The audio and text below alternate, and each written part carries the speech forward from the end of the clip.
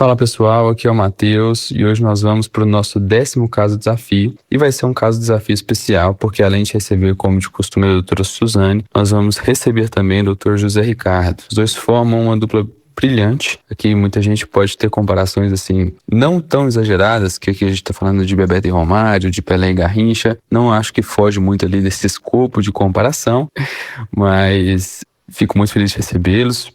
Para título de informação, os dois foram uma dupla que conduziu o serviço de clínica médica de onde eu fiz residência, de onde a Fernanda fez residência, o Pedro e a Natália se formaram em medicina e, sem dúvida, muito importante para a formação de muitos clínicos na região do Triângulo Mineiro. Bem-vindos, pessoal. Oi, Matheus, tudo bem? Fala, galera. Hoje vai ser um dia diferente, né? Uma dinâmica diferente, né? Faz tempo que a gente não discutiu um caso juntos, então acredito que vai ser bem bacana. Tudo bem, pessoal? Muito obrigado aí, Matheus, pelo convite. Obrigado, Suzane. Com certeza, né? Sentindo falta aí dessas discussões clínicas aí junto com a doutora Suzane, com certeza.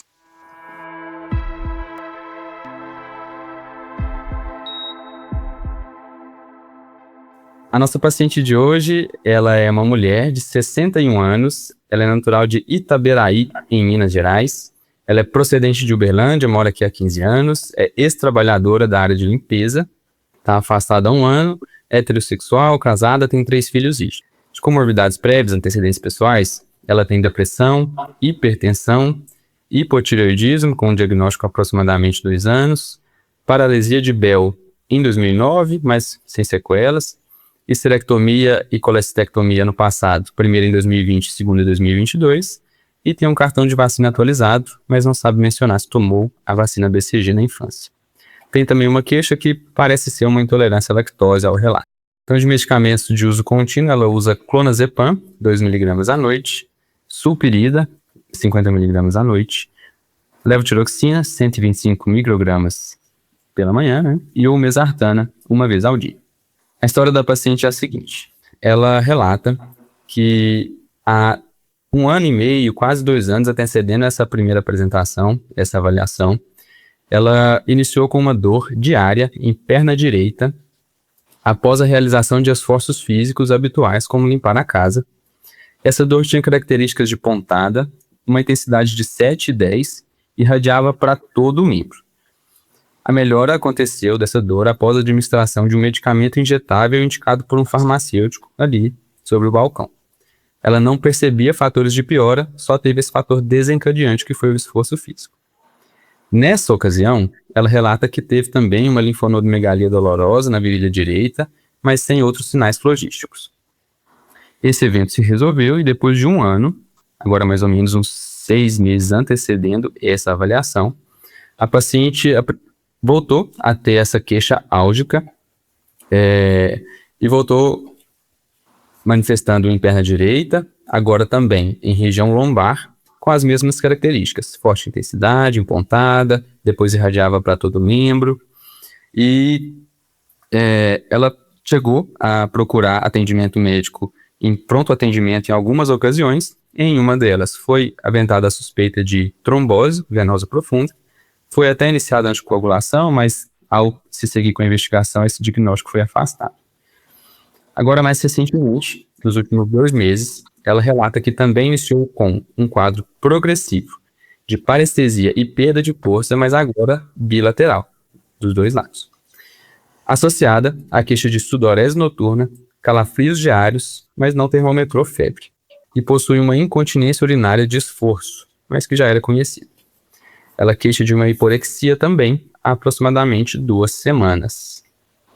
Só para eu entender direito o que você está descrevendo, não tem comprometimento nas articulações, né? Não tem artrite associada ou artralgia associada, é perna. É a perna que dói e com essas características e radiação. Sem manifestação ali de artrite. Ok. É todo membro, né? Isso. No começo era mais perna, com irradiação até para a coxa, né? Então era ascendente a dor. Aí depois, nesse segundo episódio, lombar, perna e depois vindo para todo o membro. Então vamos para o exame físico.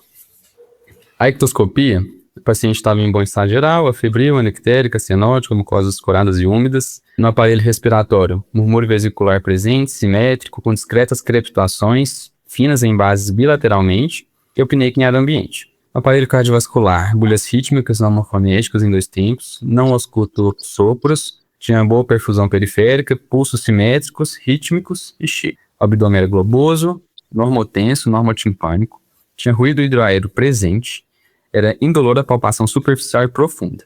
Era percebido um traube ocupado com um bóide 2 e um fígado palpável a 2 centímetros do rebordo costal, com a hepatimetria de 12 centímetros. No sistema neurológico, né, na avaliação do exame físico, a paciente estava vigil, consciente e orientada no tempo e no espaço, tinha uma mobilidade ocular extrínseca preservada, mímica facial sem alterações e uma campimetria normal.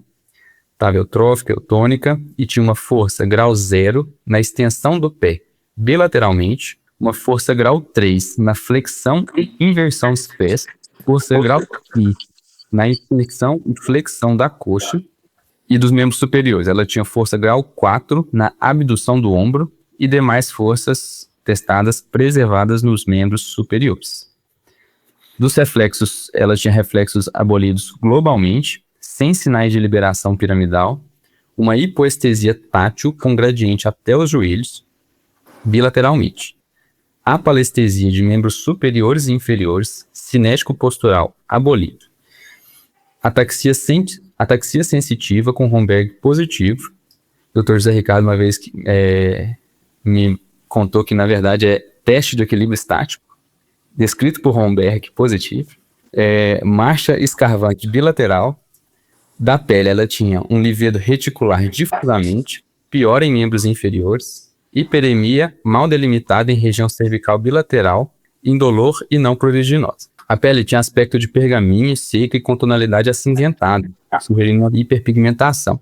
Foi feita uma comparação da foto da paciente do passado, 7 anos atrás, e o que entendimento que ficou era uma hiperpigmentação. Ela foi presenciada pela equipe também, o fenômeno de Renault, em mão esquerda, a exposição ao ar-condicionado, com cianose de falanges gestais, unhas esbranquiçadas e com estrias longitudinais.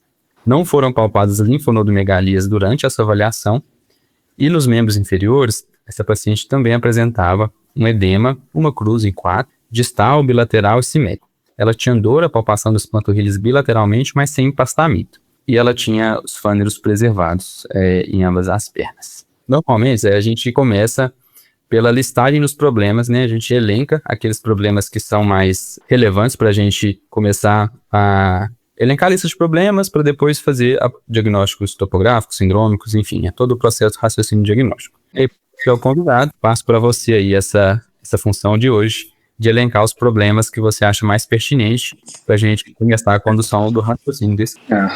Tá certo, legal, Matheus. É um caso muito rico, né, do ponto de vista semiotécnico, né, uma história bem detalhada, na minha opinião, e do ponto de vista semiotécnico é muito rico, né, então a gente sempre usa na lista de problemas, né, aqueles dados que sejam mais objetivos e procurar dados específicos, né, que deem uma certa especificidade, né, porque a lista de problemas pode ser extensa, né, mas não tem uma objetividade, né, objetivo quando a gente diz no sentido independente do examinador, né, vai ter a mesma observação, né, então há uma correlação interobservador, né, então isso é um dado objetivo, né, sinal vital, dados do exame físico, né, da ectoscopia, né, são coisas bem objetivas, né, e algumas têm mais especificidade do que outras, né, mas na lista de problemas dessa paciente, então, hoje, né, quando ela chega para o estímulo iatrotrópico dela, né, quando ela chega no pronto atendimento aí, ou a oração de alfa é atendida, né, então, na minha opinião, né, uma paraparesia foi o que trouxe ela, inicia num membro, mas agora, né, no momento presente ali da avaliação, ela está paraparética, né, tem uma alteração urinária que a gente fica na dúvida se é prévio ou não, então esse dado perde um pouco da especificidade, né, que dá numa paraparesia com alteração urinária. Ela tem o hepatosplenomegalia, talvez nem tanto hepato, né, apesar de estar 2 centímetros do rebordo costal, a hepatimetria aí varia conforme a técnica utilizada, mas está em 12 centímetros, né, pelo que eu me lembro aí, né, da história. Então não tem uma hepatomegalia, talvez não, mas tem um traube ocupado, né, bóide 2, então Isso realmente caracteriza um esplenomegalia, então é um dado bem objetivo. E ela tem um componente sensitivo importante, então ela tem um déficit motor, um déficit sensitivo, né? E o déficit motor, ele tem características também dos membros superiores, então é uma tetra, né? Um acometimento dos 4 membros, né? Pior nos membros inferiores, né? A hiporexia tem pouco tempo, né? Então não dá, poderia estar numa lista de problemas, né? Mas não a objetividade é menor, né? E ela teve essa mudança dos fândros, vamos dizer assim, né? Teve uma mudança de coloração da pele, uma mudança de alteração das unhas, né? Que isso também, a depender da característica, pode ser específico, né? Nesse momento, eu acho que mais objetivo do que específico. Isso é o que eu colocaria na minha lista de problemas meio sucinta. Daria para colocar muito mais dados, mas que, na minha opinião, perdem objetividade, talvez você se perca na análise do Matheus. Legal. A gente sempre comenta aqui, Zé, que a gente normalmente, principalmente nesses casos muito riscos, a gente precisa limitar, né? Dar um limite aos nossos problemas para que a gente não se perca aí no raciocínio. E isso vale ainda mais para quem tem menos experiência, né? Suzane, você gostaria de adicionar algum problema nesses elencados? Então a gente ficou com paraparesia, tetra, né? Hepatosplenomegalia, uma hiporexia. Talvez só espleno, né? Talvez só espleno. E alteração de fâneos. Eu acho importante, né, a gente, além dessa perda de força, né, e a espleno, que é o dado mais objetivo, né, a gente deixa a dúvida aí da hepato, ela tem uma história de calafrios e sudorese noturna, que pode até não ser um dado objetivo, porque a gente não identificou no exame físico, mas ela traz pra gente esse dado, e eu acho que pode, lá na frente, ajudar a gente a funilar nos principais mecanismos de lesão, né, que pode estar acometendo essa paciente. Então, acho que sudorese e calafrios, acho que deveria estar aí na nossa lista de problema também. Perfeito, né? Perfeito. Dá uma certa especificidade, né, Suzane, quando a gente... Sim, exato, né? Mesmo que não seja febre aferida, acho que é um dado que a gente pode trazer uma certa relevância na análise dos dados, né? Aí é um dado que entra pelo poder de especificidade, viu, Matheus? Então, bem lembrado aí pela Suzane. Eu acho que essa seria uma lista de problemas, assim, sucinta, né? E bem objetiva e com uma certa especificidade. Dá para sair um diagnóstico, né, bem elaborado, assim, desses dados, né? Pessoal, quando o Dr. Ricardo e a doutora Suzane falam de especificidade aqui, eles não estão falando da característica do teste diagnóstico comparado a um padrão ouro, que seria aquelas variáveis de sensibilidade e especificidade do teste diagnóstico. Na história clínica, eles usam esse termo para falar sobre a objetividade que um achado positivo tem quando ele consegue ser medido e documentado de forma clara e de forma reprodutível por mais de um examinador, por mais de um coletor da história, ou através de um exame complementar, quando é um exame complementar que documenta de forma adequada e reprodutível esse achado. Para a gente seguir, né, o próximo passo é a gente escolher um dos itens ou combinações de itens para a gente tentar avançar numa topografia e, consequentemente, numa síndrome. Eu deixo para você raciocinar a respeito e explicar para a gente como você pensa sobre esses problemas.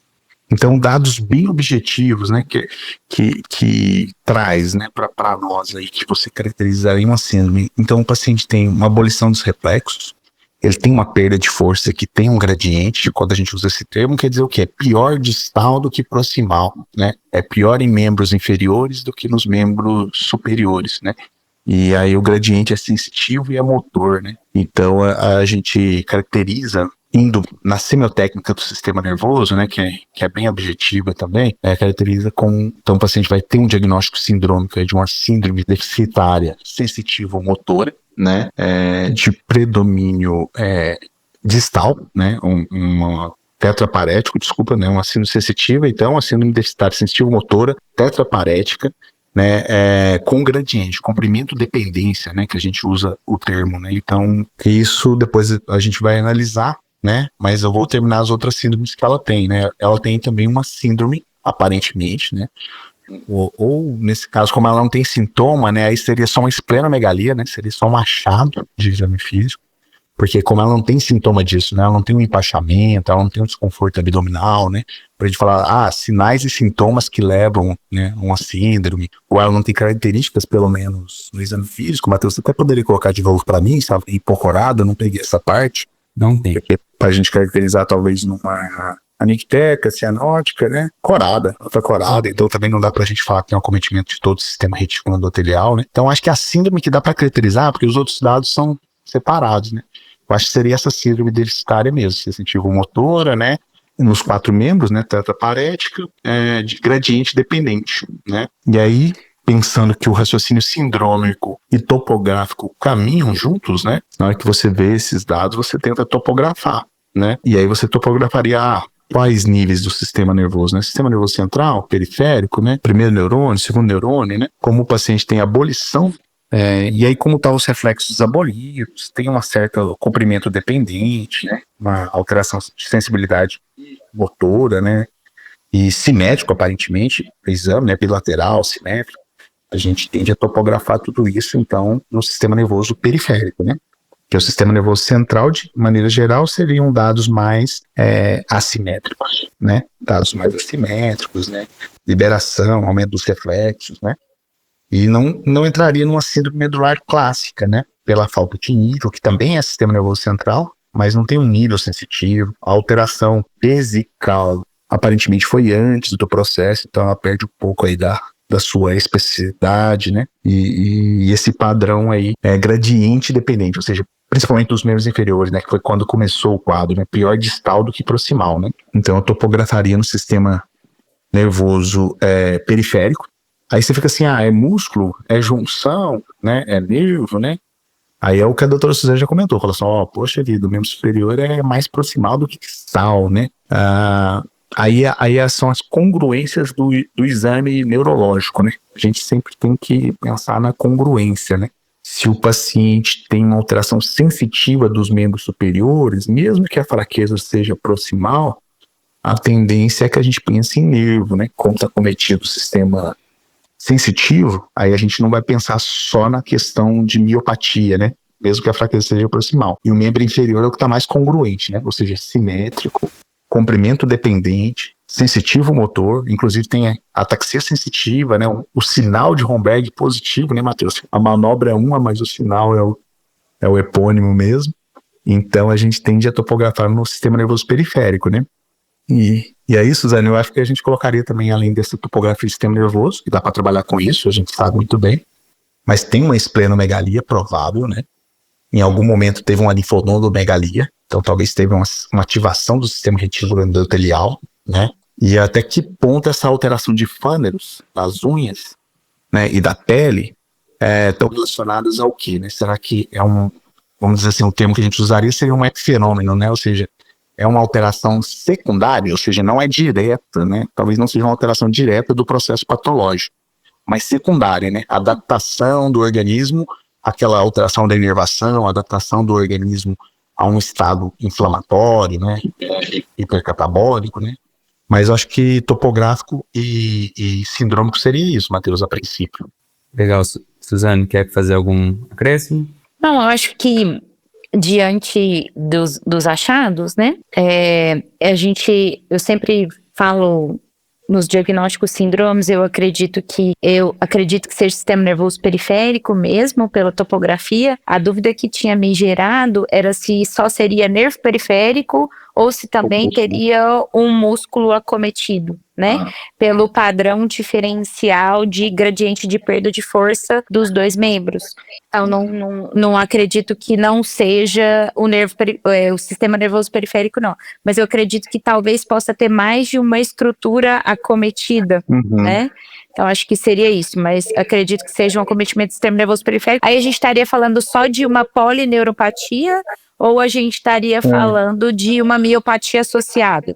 Acho que seria isso que é o meu questionamento para você naquele quesito. Ou até, né, Suzane, assim, quando a gente vê aquela dor no início, né? Eu e a Suzane. Uma radículo, né? Que a gente teve a oportunidade de ver aí vários casos nos anos que a gente esteve junto aí, essa dor, né, no início, essa dor incapacitante, esse desconforto, né, que a paciente tinha no início, mostra que talvez tenha realmente um cometimento radicular, né, Suzane? Aí seria talvez uma polirradículo, né, uma polirradículo neuropatia, né, que aí é um pouco mais crônico, né, cometendo fibras de grosso calibre, né, porque está envolvendo a sensibilidade profunda, né, colocar aqui cinética postural, né, a artrestesia, né, ou seja, então fibras de grosso calibre estão sendo acometidas, né, perdendo o reflexo, né, então a gente pensa Uma numa ataxia polirradícula. sensitiva, né, com Pois é. Romberg positivo, né, então cordão posterior, talvez. Cordão posterior, aí a gente fica assim, cordão posterior, será que foi acometido ou será que é só o gânglio da raiz dorsal, né? Ou só a fibra grossa? Principalmente pelo gradiente, né? Então a gente fica sempre, a tendência é achar que é essa questão que a gente sempre vai diferenciando, as congruências, né? A gente fala assim, é congruente o sistema nervoso periférico porque tá simétrico, tá gradiente dependente, né? Parece fibra grossa, perdeu o reflexo, né? Porque aí quando a gente pensa no corno dorsal, que pode até estar acometido e aí uma neuropatia sobreposta, né? Poderia estar dificultando a avaliação medular, né? De liberação de reflexos e tudo, mas nesse momento inicial eu acho que seria isso, né? Depois a gente pode ir abrindo, né? Lembrando que o raciocínio é dinâmico, né? Eu e a Suzane e a equipe aí da medicina interna, a gente sempre trabalhou assim, né? E é o correto, né? O pessoal às vezes faz o fechamento precoce, né, Suzane? Que a gente sempre comenta, né? Também que é uma questão do raciocínio, né? De você fechar ou de você enquadrar muito o quadro, né? Enquadrar, emoldurar muito. Moldura, né? O efeito moldura, né? Então você fica muito rígido. E não é assim, né? Então a gente tá vendo que é um quadro dinâmico, né? É uma paciente, um quadro muito interessante. Começou com queixa sensitiva, né?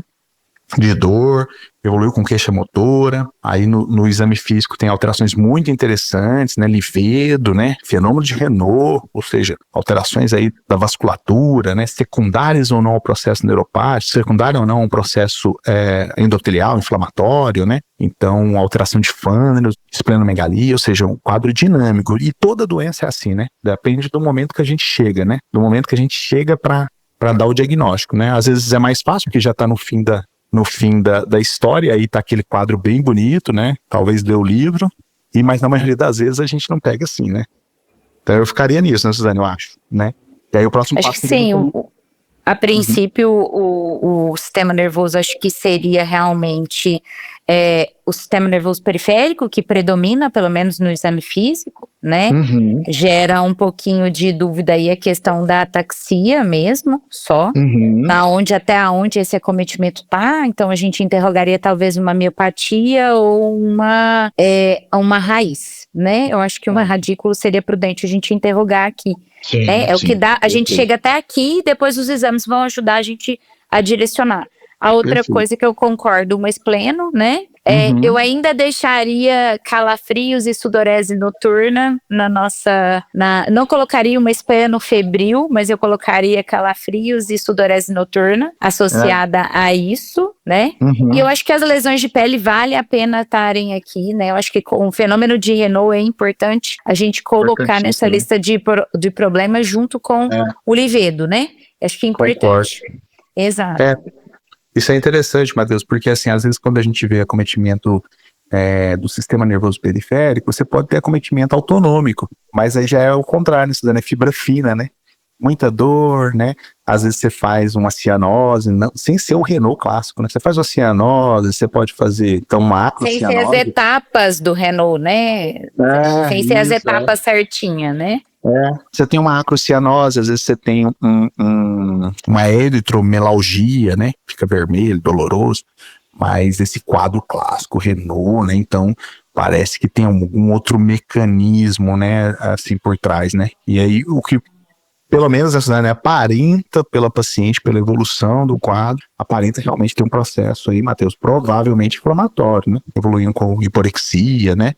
Aí se é inflamatório autoimune, se é inflamatório infeccioso, se é inflamatório neoplásico, aí vai abrir, igual a Suzane falou, né, nos primeiros exames ali, né, no hemograma, né, aí a gente vai conseguir já dar um direcionamento maior, né. Legal, pessoal. Acho que ficou claro então, né, a linha de raciocínio de vocês. A gente vai seguir aí por 2 sistemas, principalmente, dos topografias e dos síndromes, tendo aí 2 acessórias, né? Seria esses sintomas denotando um possível contexto inflamatório subjacente e essas questões de pele e Flanders. Vamos lá, quais exames vocês gostariam de ver primeiro na condução do raciocínio diagnóstico desse paciente? Geralmente a gente é bem econômico, né? A gente foi treinado de uma forma muito interessante, né? O Matheus passou por isso, então as experiências que eu tenho tido, né, fora de Uberlândia, né, em outro estado aqui e tudo, eu vejo que o nosso treinamento é um treinamento muito sofisticado, porque é um treinamento que você usa poucos recursos e tem grandes repercussões, né? Então a gente sempre começa, né, Matheus, com um hemograma ali, né, Suzana? Eu acho que um hemograma, uma PCR, né, um VHS, talvez uma função hepática e renal estaria ótimo. Enzimas, né, hepáticas e renais acho que já vai ajudar nesse caso. Pra depois partir para um líquor, né, assim, é lógico, né, Matheus, que você faz, tá cometendo sistema nervoso periférico, né, poxa vida, você não vai querer um líquor, né, que é muito, nesse caso, assim, dá uma especificidade bem grande, né? Com certeza, eu acho que seria o outro passo, né, Suzane? Primeiro, vamos ver o TAP e o TTPA, né? E as plaquetas, para a gente saber se a gente pode funcionar, né, Matheus? Normalmente é bom. Bom. Ó, então, do nosso paciente, esses primeiros exames, nós temos uma hemoglobina de 16,3, hematócrito de 48, um VCM de 87, um Leuco de 5.200, diferenciais sem alterações importantes, plaqueta de 437 mil, ureia de 61, creatinina de 1,1, sódio 136, potássio no limite superior ali, 5,4, um cálcio normal, fósforo normal. TGO e TGP normais, bilirrubina, marcadores canaliculares e de função hepática também normal. Um RNI de 1,3 ali no limite superior, né? TTPA, a relação 1,07 e albumina 3,9. Albumina de 3,9? Isso. Realmente não clareou muita coisa, né? Aparentemente, então, essa alteração, né, da esplenomegalia, né, para a gente não se perder, né? Então a gente está focando mais no sistema nervoso, né? Mas aparentemente não está tendo muita repercussão a esplenomegalia no sentido do hemograma, né? Da medula óssea também, talvez não seja todo o sistema reticuloendotelial que esteja cometido, né? E aí, focando realmente na neuropatia, né? O interessante seria realmente a gente ter um líquor, né? Porque o líquor nos ajuda na natureza. O PCR e o VHS também provavelmente nos ajudaria um pouco, né? Que são exames bem simples também, né? O líquor também, você consegue, eu acho que qualquer pronto atendimento hoje, no Brasil praticamente, vai ser difícil, talvez num lugar muito, muito, muito pequeno mesmo, né? Mas na imensa maioria, eu acho que o líquor, pelo menos a rotina do líquor, né? Um VHS, um PCR, você conseguiria, né? E aí já nos daria um norte no sentido de, vamos confirmar um processo inflamatório, tá tendo uma inflamação desse sistema nervoso, né? Que aí a gente vai conseguir diferenciar algumas coisas, né? Eu acho que indo para esse raciocínio, né, da gente estar aí desenvolvendo um raciocínio com base na lesão do sistema nervoso, e como o exame físico, apesar de algumas coisas terem sido congruentes, e ela levou algumas dúvidas, né, da onde está a limitação do acometimento, o Zé não vai gostar muito do exame que eu vou pedir não, mas eu vou pedir uma eletroneuromiografia, para a gente ver se o padrão é só uma polineuropatia ou se a gente tem outros grupamentos acometidos. Que eu acho que isso também vai direcionar um pouco a gente. Padrão, né, Suzane? Exato, né? Existem algumas doenças de vários mecanismos que podem acometer preferencialmente o nervo periférico, preferencialmente a raiz, preferencialmente o músculo, né? E ela gera informações para nós, tanto no exame físico e quanto na história clínica, que parece ser mais de um acometimento do sistema nervoso periférico. Então isso me gerou dúvida mesmo, sabe? E até o quanto é raiz, cordão, então eu acho que a eletroneuro, que é o refino do exame físico do neurologista, neurologista, né? Que eu imagino que quem tenha feito esse exame físico foi ou um neurologista ou um residente de neuro, e porque tá muito completo, né? E a gente não é comum da gente ver esse perfil de exame físico. Então eu acredito que talvez o refino para esclarecer melhor em quais estruturas do sistema nervoso periférico esse acometimento realmente é deflagrado, tá? A Suzane fica falando que eu não gosto, mas não me difama, Suzane, senão o pessoal da neuro vai ver isso aí e fala assim, como assim, cara, não gosta de eletromio, né? Não, você fala que não é necessário para quem faz um exame físico ok. Quem tem um treinamento muito avançado, né, já tem uma noção. É lógico que a eletromio vai te dar aquela confirmação, a sensibilidade, quando o exame é feito por um profissional altamente qualificado, sensacional. Igual a Suzane falou, ajuda a topografar e ajuda no mecanismo, né, Matheus? Porque se a gente tem um líquor que está inflamatório, tem uma eletromio desmielinizante, aí a gente já nos norteia, né? É uma polineuro, é uma poliradículo desmielinizante, um líquor inflamatório, então, poxa, já vai afunila bastante, né, Suzane? Eu acho que é isso que a Suzane tá querendo, afunilar o raciocínio, né, a árvore, né, diagnóstica.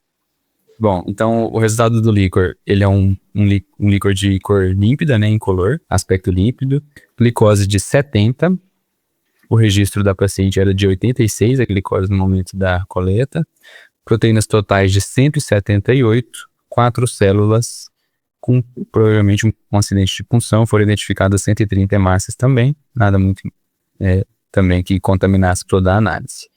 Esse é o líquor, vocês querem comentar antes da gente passar para o eletroneuro? Pode falar, né? Não, sim, ó.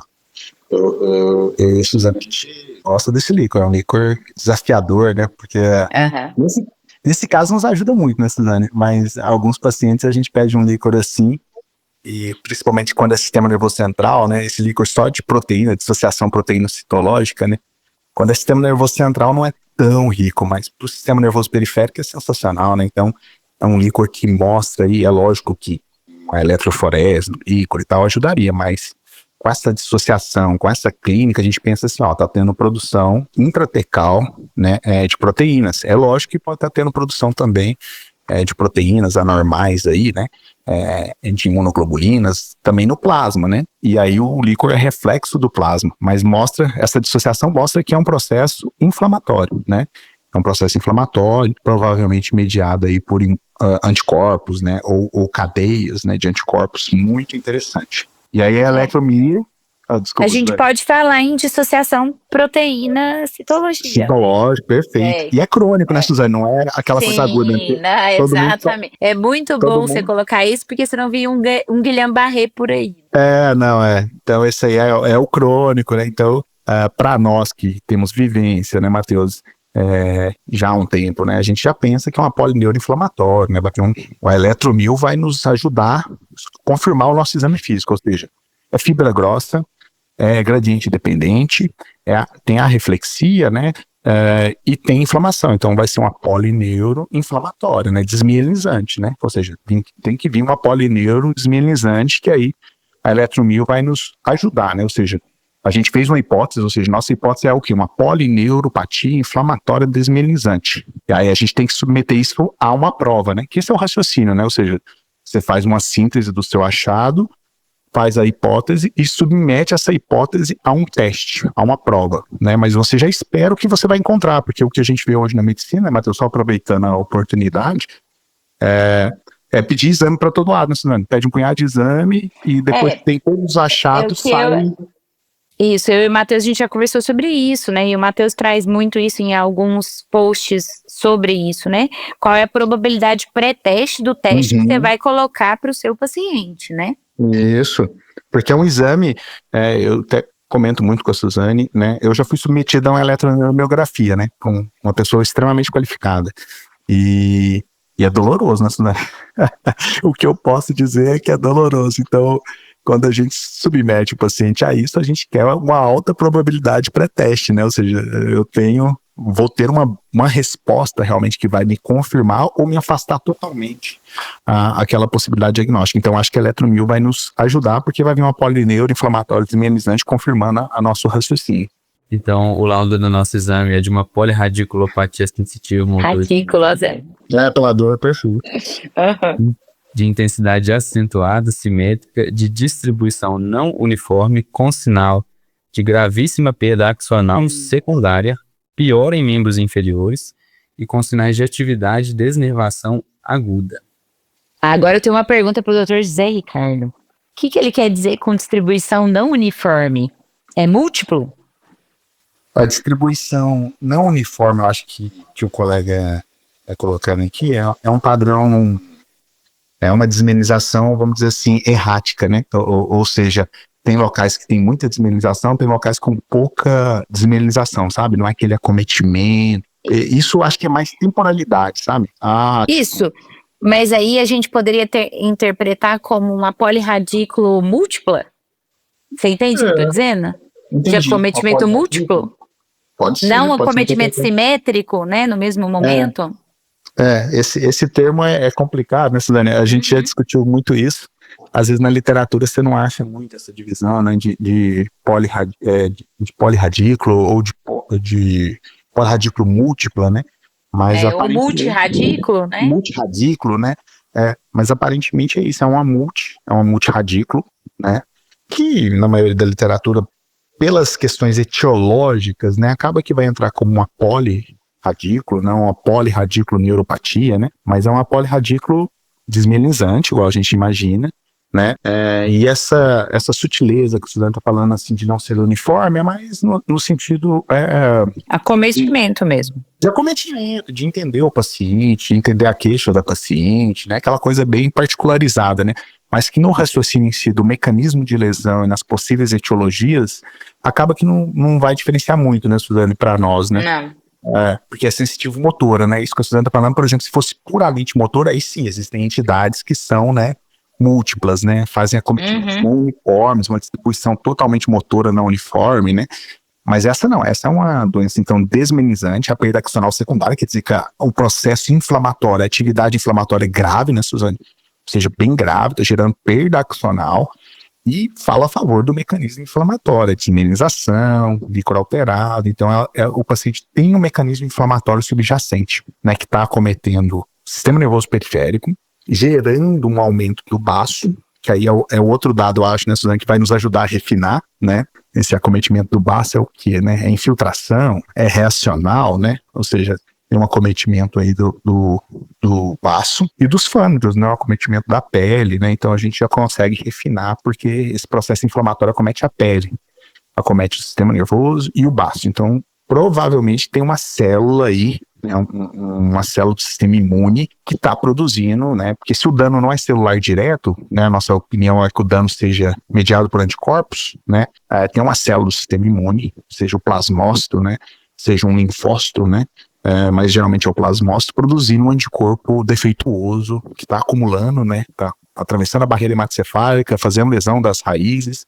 Essa célula está se proliferando no baço e esses anticorpos estão depositando e fazendo, às vezes, um processo de vasculite, gerando esse levedo racemoso, esse acometimento aí, parecendo um Renault, né, Suzane? Não sei o que você acha disso. Eu acho que, Matheus, no contexto desta paciente, então, acho que a gente fecha aqui, então, que o acometimento neurológico é uma polirradículo inflamatória, sensitivo-motora, certo? A gente tem a esplenomegalia, e aí a gente tem a sudorese e os calafrios para nos ajudar o refino, e as lesões de pele, que as objetivas que ficou pra gente foi um livedo reticular e um fenômeno de Renault. A princípio, a gente começa a fechar um pouco mais a nossa lista de problema, e o Zé concorda comigo que o que prepondera aqui, que parece, é que é um mecanismo inflamatório, certo? Diante do mecanismo inflamatório, eu acho que agora a gente pode elencar algumas possibilidades de infecção, inflamação, e às vezes para a gente pedir mais exames para a gente poder conseguir finalizar ou abrir o leque de hipóteses diagnósticas, né? Perfeito. Porque se fosse, então, dentro da inflamação, né, a gente sempre raciocina aquilo, é infeccioso?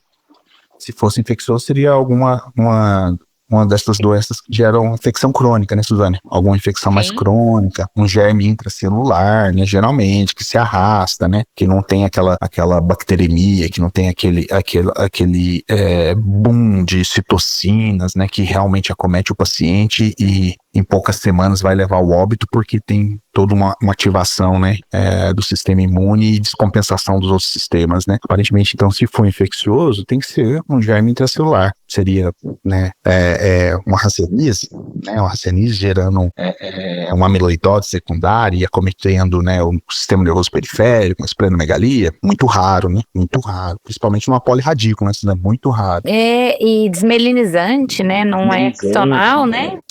Tuberculose, poxa, você também não vê um acometimento assim, fala assim, poxa, só baço e sistema nervoso, né, periférico, né, difícil você pensar nisso também. Evolutivo, Zé, só pensaria que dessa forma, que eu acho que é uma doença que faz muito, né, muita coisa, seria o HIV.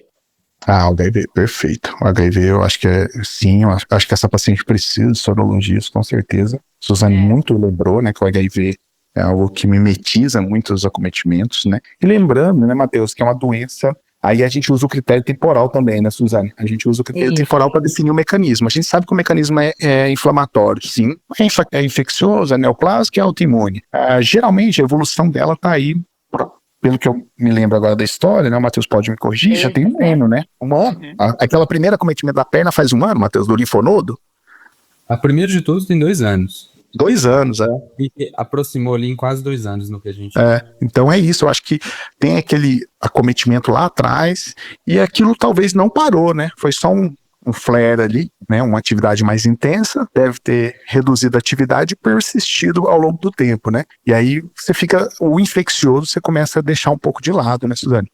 Mas o HIV com certeza tem que ter avaliado, porque esse mimetiza muitas doenças, mas a tuberculose ou a hanseníase, que são doenças germes intracelulares crônicos, menos provável com uma evolução dessa forma, né? E aí o mecanismo autoimune também é flare e remissão, né? Ou seja, faz atividade, entra em remissão, faz atividade, entra em remissão e o paciente vai sempre decaindo, né? Então o mecanismo autoimune também é muito pouco provável, né? E aí a gente fica caminhando por mecanismo neoplásico, e aí seria neoplásico hematológico, né? Que daria um acometimento assim tão rico, né? Tão florido do sistema imune, né? Não seria um órgão sólido, né? Seria como eu falei, aparentemente a gente pensa no plasmócito mesmo, né? Uma gamopatia, alguma coisa do tipo, né? Um distúrbio plasmocitário a princípio, né? Se eu me recordo, Matheus, ela é jovem, né? 60. Tá. E tudo começou, vamos dizer, então, aos 58 anos. Tá. Então, assim, uma única contrapartida que eu faço com vocês é porque é o seguinte, é um quadro muito florido, né? Então, se a gente for topografar, a gente tem sistema, vamos dizer, retículo endotelial baço, certo?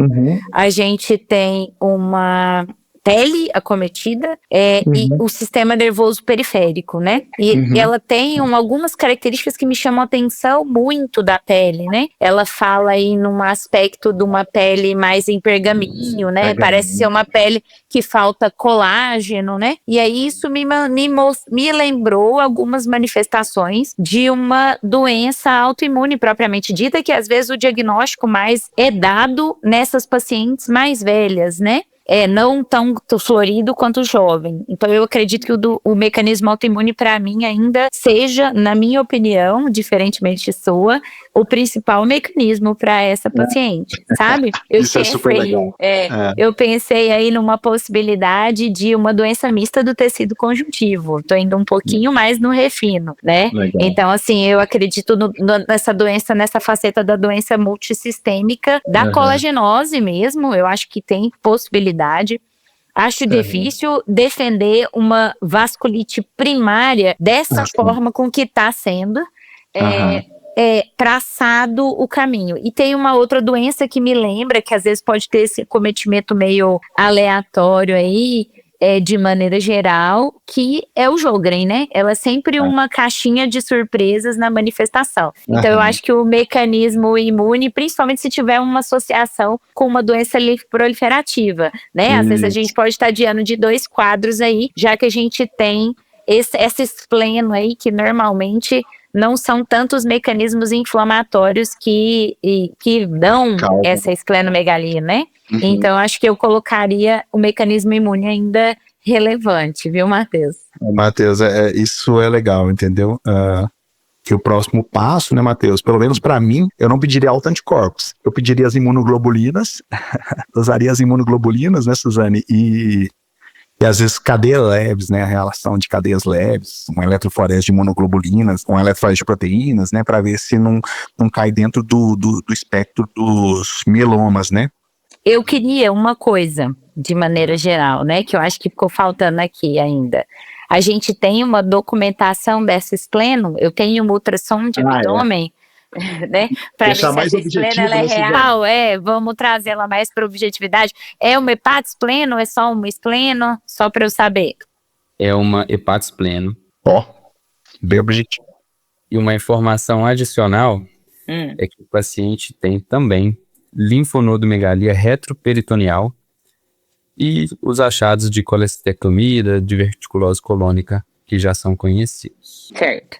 Então, realmente, acho que a gente está diante de um acometimento do sistema retículo endotelial, a princípio não medula, mas hepato, espleno e linfonodo, né? Isso, hepatospleno, linfonodos. E talvez aí seja o sítio primário e o restante seja o acometimento secundário, né? O sistema nervoso, a pele, seja o acometimento secundário. E aí, Matheus, nos serviços onde tem a disponibilidade, a eletroforese de proteína também é uma coisa não difícil, né, de se obter, né, com imunofixação. O VHS também ajuda, né, quando tem um VHS muito alto, a gente pensa que tem muitas imunoglobulinas circulando. Eu acho que o Matheus está boicotando, porque você já pediu esse VHS desde o primeiro exame e está segurando esse exame, entendeu? É tipo maior que 100, né, Suzane? Vai ser tipo maior que 100. Uma eletroforese aí ajudaria, cadeias leves, né, isso eu acho que ajudaria bastante, né. Ô Zé, então antes de eu passar a última alíquota de exames, né, que já vai entregar o diagnóstico, muito provavelmente, refina pra gente, Zé, um pouco, o que você quer dizer aí de espectro do mieloma, de plasmócito, dá um pouco de nome aí para esse raciocínio seu, só para quem estiver ouvindo, estiver esperando esses últimos exames, ficar na mesma página que nós estamos. Perfeito. Né? E aí é um mieloma, só que é um mieloma que gera uma polineuropatia inflamatória desmielizante, gera uma organomegalia e gera lesões cutâneas, né? Então só falta ter acometimento endocrinológico. A endocrinopatia tem, Zé, ele tem hipotireoidismo. Já tem? Eu não vi. Hipotireoidismo. Tá no antecedente pessoal patológico, lá no início. Então aí você fala assim, isso é uma síndrome POEMS, né? Que é, ou seja, característica de um mieloma osteoesclerótico, né? Na maioria das vezes produtor de IgA, né? Então, produtor de IgA que vai gerar todo esse acometimento, né? E o pessoal às vezes se perde no raciocínio, né? O diagnóstico mais fácil é realmente caminhando para a linha de avaliação imunológica, né? As globulinas e tudo, né? Quando você vai tomografar e objetivar, né? O que a Suzane fez foi objetivar os dados, né? Do exame físico. Você vai chegar nessa conclusão. Então, quando você chega nesse ponto, fala assim, não, eu acho que o problema é imunológico, é plasmocitário, né, Suzane? Se você jogar no Google os dados que você tem depois da refina, eu sempre brinco isso, falo, você jogou no Google lá, polineuropatia inflamatória desmielizante, hepatosplenomegalia, mais lesão cutânea, vai aparecer lá, POEMS, com certeza, né? Se não for a primeira, a segunda coisa que vai aparecer no Google é o POEMS, né? E hoje com IA, então, né, Matheus? Hoje usando os recursos aí da IA, se você jogar bem refinado isso aí como um prompt, com certeza você vai chegar no diagnóstico, né? Então, para mim é um POEMS, né? Acho que a Suzane deve concordar, né? A gente teve a oportunidade de ver um caso, né, Suzane, ao longo desse tempo que eu me lembro, assim, a gente viu um caso juntos, bem interessante. No serviço a gente conseguiu, acho, dar o diagnóstico de mais um. Mais um, né? Os imunoglobulinos até que não chamaram muita atenção. A IgA tá tranquila. Bora, leia pra mim. Vou passar a última alíquota de exames para a gente fazer o fechamento do caso. Então, o paciente complementou com algumas outras propedêuticas de imunoquímica, vitaminas, vitamina B12, que veio 376, o FAN veio não reagente e foi realizado o TRM do líquor, também para, né, TRM para tuberculose, e não detectável. As imunoglobulinas séricas vieram nos valores da normalidade, GG, IgM e IgA. E a eletroforese de proteínas veio com pico monoclonal ausente na descrição do seu laudo. No entanto, né, foi ampliada a investigação para imunofixação sérica e foi identificado um pico monoclonal IgA lambda. No mielograma dessa paciente, foram identificados 6% de blastos, mas com aumento do número de plasmócitos e uma hipercelularidade global associada à displasia multilinhagem de mais de 10%. A suspeita, então, ficou mesmo, né, pelo pico IgA lambda na imunofixação sérica e pelo aumento numérico de plasmócitos no mielograma, foi ampliada, né, essa investigação, já com essa suspeita, alguns critérios já obrigatórios, maiores.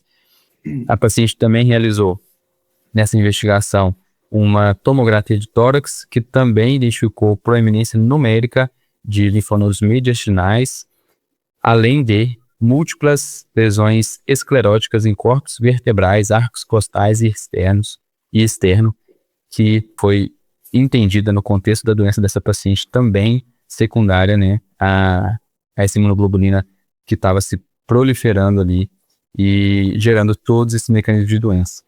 Eu acho que a gente fecha, né? Se a gente tinha, então, para lá para o ouvinte, a primeira hipótese, uma neoplasia hematológica, mediada por plasmócito, produção de imunoglobulina que estava se depositando em múltiplos sistemas. A gente tinha alternativas imunes, principalmente, e uma hipótese ali já mais remota, infecções, né? Esses exames ajudam a gente a afunilar, eles são positivos para as causas hematológicas, e aqui a gente consegue documentar um diagnóstico de POEMS. Matheus, só dar uma dica clínica, né, Suzane, para quem já viveu um pouquinho mais, lembrar disso, né, às vezes o pessoal faz eletroforese, o pico monoclonal, né, não vem positivo, né, e aí o pessoal descarta mieloma, não é assim, né, gente, então tem que ter imunofixação, né? Às vezes você vai ter um mieloma que não é tão secretor, então você tem que ver a relação cadeias leves, kappa e lambda, ajuda, né, a você ver fragmentos, né, da imunoglobulina, né, e às vezes até a imunofixação urinária, né, às vezes o sérico não pega, mas o urinário pega, né, então não é simples assim, né, biopsia medula e não acha, né, então tem todos esses poréns aí, né. Hoje a gente tem, né, na literatura várias apresentações do mieloma, né, o POEMS é uma das apresentações, a gente tem o mieloma indolente, o smoldering mieloma, então eu acho que as gamopatias de maneira geral, a doença plasmocitária, ela tem uma apresentação múltipla, né, então eu acho que o que refina você pensar no plasmócito é pensar no perfil de acometimento, né? E aí, a partir de então, ir adiante com os exames até conseguir excluir sua hipótese diagnóstica, né? Sim, e realmente, quando você está começando, né, o raciocínio clínico, né, não viu tantos casos, né, às vezes você fala assim, poxa, qual que é a relação desse acometimento cutâneo, né, com outro acometimento, né? É difícil, às vezes, perceber isso no início, né? Mas quando você começa a analisar toda a inter-relação que existe entre os sistemas, né, principalmente o hematológico, né, o sistema hematológico, o imunológico, né, é multissistêmico, né, não tem como, né, e a Suzane levantou bem a bola do acometimento do tecido conjuntivo também, né, que está em praticamente quase todos os sistemas, né. Então, esses acometimentos a gente sempre tem que estar atento, né? Tem vaso em todos os sistemas, tem tecido conjuntivo em todos os sistemas, o sistema imunológico vai afetar praticamente todos os sistemas, tirando os locais que são preservados, né? Santuários imunológicos, né? Então, isso é muito importante, né, Matheus? E pediu o HIV, Matheus, dessa paciente? HIV negativo, eu queria ter falado naquela hora. Pessoal, então, eu acho que fechamos nosso episódio. Acredito que, assim, para mim que tá aqui melhorando a discussão muito rica, imagino que para você que tá ouvindo aí também, a abordagem de doença multissistêmica, com várias dicas aí de diagnóstico topográfico, de diagnóstico sindrômico, mecanismos, um diagnóstico raro, mas que foi propício para a gente ter essa discussão rica. Esperamos que vocês tenham gostado e até mais. Muito obrigado aí, Matheus. E antes de finalizar, eu queria mandar um salve para 2 residentes que são ouvintes assíduos do nosso podcast, Pedro, Lucas e Bárbara. Um abraço, muito obrigado pelo apoio Até mais, pessoal.